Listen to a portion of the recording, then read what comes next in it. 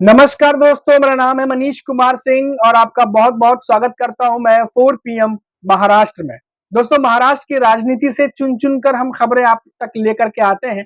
वैसे तो बहुत सारी खबरें आती रहती हैं, लेकिन चुन चुन कर जो बड़ी खबरें हैं वो हम कोशिश करते हैं कि आप तक पहुंचाएं उसको, और जितनी ऑथेंटिक और ओरिजिनल और रियल हो सके उतनी खबर आप तक सीधे सीधे सिंपल शब्दों में पहुंचाएं।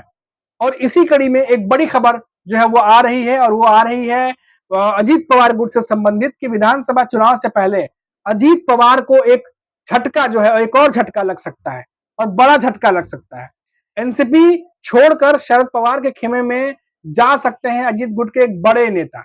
क्या है पूरी खबर, चलिए आपको हम बताते हैं कि महाराष्ट्र विधानसभा चुनाव से पहले एनसीपी जो अजीत पवार गुट है उनको झटका लग सकता है। बताया जा रहा है कि एनसीपी के बड़े मुस्लिम चेहरे में से एक बाबा जानी दुरानी जल्द ही शरद पवार गुट में शामिल हो सकते हैं। उन्होंने शुक्रवार को शाम को संभाजी नगर दौरे के वक्त शरद पवार से मुलाकात की थी। शरद पवार से मुलाकात के दौरान बाबा जानी ने एनसीपी के कई बड़े नेताओं के अजीत पवार से नाराज होने का दावा किया है। बाबा जानी दुरानी इस वक्त अजीत गुट में परभणी जिले के अध्यक्ष हैं और विधान परिषद सदस्य हैं, और उनका कार्यकाल कुछ ही दिनों बाद समाप्त हो जाएगा। आपको बता दें कि वही संभाजी नगर में मराठा समुदाय के लोगों ने शरद पवार के खिलाफ विरोध प्रदर्शन किया। प्रदर्शनकारियों ने रामा होटल जो है वहां पर उनमें नारे लगाए जहां शरद पवार ठहरे हुए हैं। प्रदर्शनकारी शरद पवार से मिलने की मांग कर रहे थे। वो चाहते थे कि शरद पवार मराठा आरक्षण पर अपनी स्थिति स्पष्ट करें। मराठा प्रदर्शनकारियों ने शरद पवार से मुलाकात नहीं होने पर जोरदार विरोध प्रदर्शन की चेतावनी भी दी है। होटल रामा इंटरनेशनल में हंगामे के बाद मराठा समुदाय के लोगों ने मराठा आरक्षण के लिए शरद पवार को ज्ञापन दिया। इसके अलावा डीसीएम अजीत पवार के नेतृत्व वाले एनसीपी गुट के एमएलसी और वरिष्ठ नेता दुरानी ने आज सुबह शरद पवार से मुलाकात की और उनके अपने वफादारों के साथ शरद पवार के नेतृत्व वाले एनसीपी में शामिल होने की संभावना जो है अब वो जताई जा रही है। बता दें कि महाराष्ट्र में इस साल विधानसभा चुनाव है और विधानसभा का कार्यकाल इस साल 26 नवंबर को खत्म हो जाएगा। अक्टूबर नवंबर में यहाँ 288 सीटों के लिए चुनाव होंगे, और जिसको लेकर सत्तारूढ़ महायुति और महाविकास अघाड़ी ने अपनी अपनी तैयारियां शुरू कर दी हैं।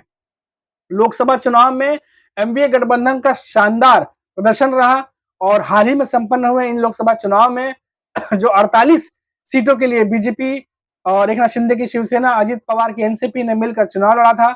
हालांकि 2019 की तुलना में इस बार महाराष्ट्र में एनडीए को काफी नुकसान हुआ है। तीनों पार्टियां मिलकर सिर्फ 19 सीटें ही जीत सकी। इनमें बीजेपी और शिवसेना को 9-9 और अजीत पवार की एनसीपी के 1 सीट जीत हासिल कर सकी है। और दूसरी ओर इंडिया ब्लॉक यानी 28 सीटें के 30 सीटें करीब जीती हैं, जिसमें 13 कांग्रेस, शरद पवार के 8 और शिवसेना के करीब 9 सीटें। तो ऐसे मिला के 30 सीटें इधर और 17 सीटें इधर मायावती के हाथ लगी हैं। तो इन कुल मिलाकर के अगर देखा जाए तो महायुति जो है वो मजबूत दिखाई दे रही है।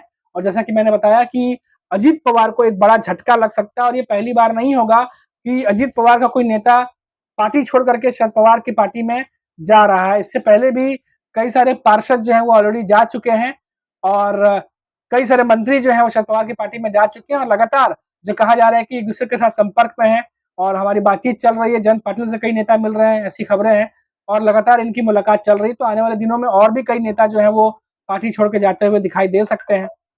और आपको बता दें कि अभी जो दूसरी खबर है वो जो आ रही है कि पिंपरी चिंचवाड़ के एनसीपी चीफ जो है अजीत गवाणे, उन्होंने भी पार्टी से इस्तीफा दे दिया था कुछ दिनों पहले, मैंने आपको बताया था।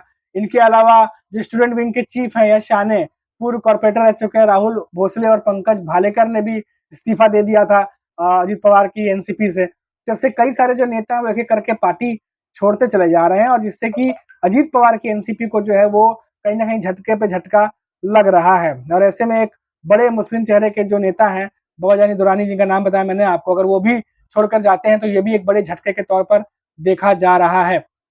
आपको बता दें कि अजीत पवार की जो एनसीपी है वो केवल रायगढ़ से ही जीत पाई थी लोकसभा में, जबकि बारामती और शिरूर में वह अपनी प्रतिष्ठा की लड़ाई, जो कहते हैं साख की लड़ाई थी, और जिसे वो चुनाव में हार गई थी। बारामती में खास तौर पर सबकी नजरें थी, क्योंकि शायद पवार वर्सेस पवार था इस बार। और जैसा कि सभी जानते हैं कि 2019 तक जब अजीत पवार शरद पवार और एक एनसीपी के एक ही एनसीपी के हिस्सा थे, तब यही अजीत पवार जो है वो सुप्रिया सुले के लिए कैंपेन किया करते थे और बारामती में उनकी बातें बहुत ज़्यादा मानी जाती है, वहाँ के लोग बहुत ज़्यादा उन्हें मानते हैं और इसीलिए वो कैंपेन किया करते थे सुप्रिया सुले के लिए और वहाँ से वो लगातार जीतती रही 3 बार। लेकिन जब इस बार लड़ाई हुई तो उन्होंने सुनेत्रा पवार को उतारा, तो कहा गया कि ये लड़ाई कांटे की होगी और इस बार जो कभी सुप्रिया सुले के लिए वोट मांगा करते थे अजीत पवार, अब वो सुनेत्रा पवार के लिए वोट मांगेंगे, यानी सुप्रिया सुले के खिलाफ। तो ये राजनीति की लड़ाई काफी दिलचस्प बनी हुई थी बारामती में और पवार वर्सेस पवार की लड़ाई थी। लेकिन बहुत सारा जो एक्सपर्ट थे, एनालिसिस थे, वो कहते हैं लड़ाई कांटे की होगी, लेकिन जो शरद पवार हैं उनकी पार्टी से जो सुप्रिया सुले खड़ी हैं वो कहीं ना कहीं 20 दिखाई दे रही हैं और चुनाव में हुआ भी ऐसा ही। बारामती से सुप्रिया सुले जो है वो चुन करके आई और जीत करके आई। तो ऐसे में अब जो विधानसभा की चुनाव की लड़ाई है वो अजीत पवार के लिए साख की लड़ाई काफी ज्यादा है, क्योंकि लोकसभा चुनाव में मिली हार के बाद अब अजीत पवार हैं चारों तरफ से घिरे हुए और ऐसे में अगर अब उन्हें अपने विरोधियों के साथ साथ अपने गठबंधन के जो दल हैं वहां से भी जो आवाजें उठनी शुरू हो गई हैं, उसको अगर बंद करना है, खत्म करना है, तो विधानसभा चुनाव में अजीत पवार को जो है उम्मीद से ज्यादा और दोगुना प्रदर्शन करना होगा, सीटें जीतनी होंगी, जो कि उनके लिए सबसे बड़ा कठिनाई बनी हुई है, चुनौती बनी हुई है, क्योंकि उनके सामने जो सबसे ज्यादा मजबूती से खड़े हैं वो और कोई नहीं बल्कि शरद पवार है।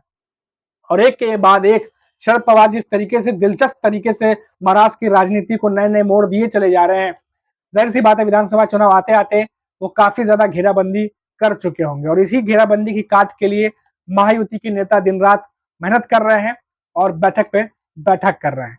कुल मिलाकर अब इतना जरूर कह सकते हैं कि शरद पवार जो है, अभी कुछ दिनों पहले हमने आपको बताया था कि कुछ दिनों पहले उन्होंने एक बुक भी लॉन्च की थी काली करतूतों के ऊपर और बताया गया कि इसमें 10 ऐसी बातें लिखी गई हैं मायावती सरकार के दौरान, जो मायावती की सरकार है उनके बारे में, कि उनकी 10 नाकामयाबियों के बारे में बताया गया है, काली करतूतों के बारे में बताया गया। इस तरीके का एक किताब लॉन्च किया है, तो ये सबको लगा कि बड़ा अटपटा सा ये क्या यूनिक चीज है, लेकिन शरद पवार ने वो लॉन्च की।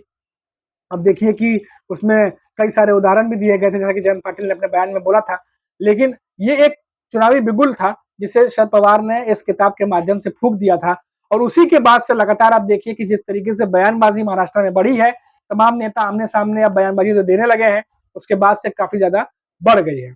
और अभी ये जो मैंने आपको खबर बताई कि पार्टी छोड़ने की राजनीति, क्योंकि यही पार्टी छोड़ छोड़ करके जब 2022 में शरद पवार की चाहे बात कर लें, चाहे उद्धव ठाकरे की पार्टी की बात कर लें, दोनों पार्टियां कहीं ना कहीं कमजोर दिखने लगी थी। जब अजीत पवार और एकनाथ शिंदे पार्टी टूटने के बाद अलग हुए और कई सारे विधायकों के साथ महायुति की पार्टी में शामिल हो गए, बीजेपी के साथ शामिल हो गए, सरकार बना ली। लेकिन अब वापस यही नेता एक एक करके वापसी कर रहे हैं। कुछ नेता सोच में पड़ रहे हैं कि जाएं या नहीं जाएं, लेकिन एक एक करके घर वापसी हो रही है। तो ऐसा लग रहा है कि 3 महीने, 3.25 महीने का जो समय बाकी है, इसमें कई सारे नेता जो और हैं वो पार्टी छोड़ छोड़ के घर वापसी कर सकते हैं, ऐसी उम्मीद जताई जा रही है। तो फिलहाल अभी के लिए इतना ही, फिर लौटेंगे तो बात करेंगे किसी बड़ी खबर पर। तब तक आप देखते रहिए 4 PM महाराष्ट्र और मुझे दीजिए इजाजत। नमस्कार।